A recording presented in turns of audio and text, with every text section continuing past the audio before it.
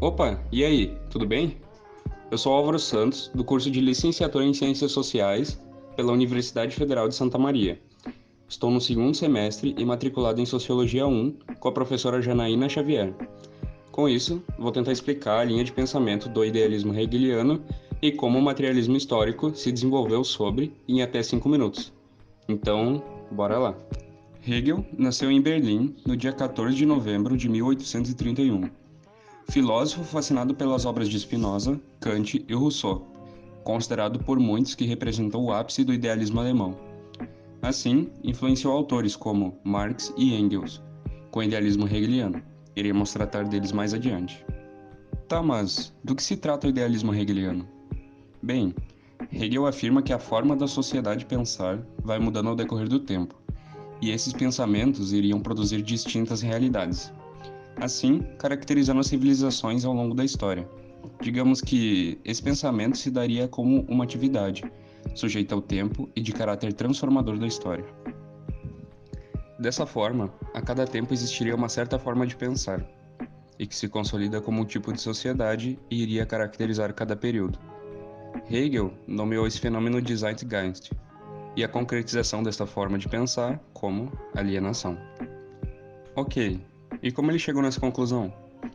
Segundo Hegel, como filósofo, o pensamento se dá como um movimento eterno na busca da verdade sobre si mesmo, ou seja, a consciência. Bem, em outras palavras, Hegel vê que o pensamento em certo momento se concretiza e acaba caracterizando cada período. E esse pensamento, essa consciência, iria se aprimorando de maneira contínua no processo qual busca pela verdade, como um caminho e que, a cada aprimoramento, representaria um passo adiante nessa trajetória à verdade.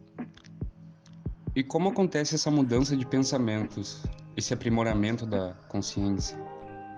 Hegel diz que é a partir do choque entre os pensamentos diferentes que iriam produzir novas formas de pensar a cada tempo. Assim, nomeou esse fenômeno de dialética. Beleza, mas essa tal de consciência iria ficar se aprimorando para sempre? Não. A história chegaria ao fim quando o ser se encontrasse com a verdade absoluta e descobrisse a si próprio, dando fim à sua busca, segundo Hegel. E onde o materialismo histórico se encaixa nisso tudo?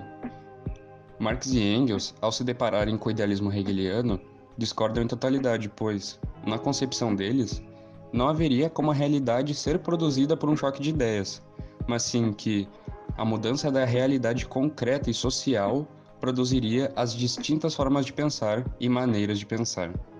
Ou seja, para os sociólogos, o pensamento hegeliano estava invertido. E como o materialismo histórico se desenvolve sobre o idealismo hegeliano? Bem, como era tido que o pensamento de Hegel estava inverso, os sociólogos pontuam que a luta pela sobrevivência, essa que se mostra sob a luta de classes, iria produzir cada momento histórico de forma que cada momento histórico possuía sua maneira distinta de pensar. Isso associado ao tipo de relação socioeconômica que estava estabelecida no período. Assim, cada período da história que possuía sua maneira de pensar com base numa gama de relações econômicas se trata de um modo de produção, é caracterizado por um. Cada forma econômica estabelecida iria construir um conjunto de relações sociais e, assim, cada conjunto de relações sociais iria dar origem a certa forma de pensar.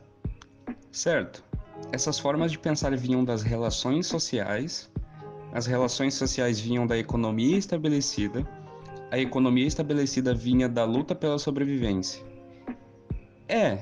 Se trata de um efeito em cadeia, e o motor disso tudo é a luta de classes condicionado ao modo de produção.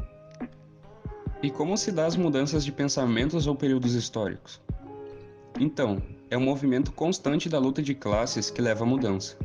E esse movimento da luta de classes se denomina materialismo histórico dialético. Por que materialismo histórico dialético? Assim, dialético pois vê-se que é o choque de classes, ou seja, pensamentos distintos condicionados à relação socioeconômica, que produz a realidade de cada tempo. E essa luta de classes tem um fim, assim como o idealismo hegeliano? Sim. Para Marx e Engels, essa luta tem como objetivo alterar o modo de produção até que não exista mais classes. Desta forma, sem mais a necessidade de haver tal luta. O fim é caracterizado com um modo de produção que não possua classes, ou seja, uma classe opressora e uma classe oprimida. Esse modo de produção seria denominado de comunismo.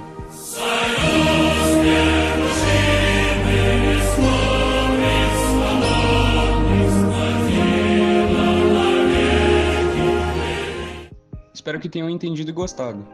Minhas referências foram a Wikipédia, para a bibliografia inicial de Hegel, e trechos do livro A Emergência da Teoria Sociológica, mais especificamente do capítulo 7, A Sociologia de Marx, para a abordagem principal. É isso. Até a próxima.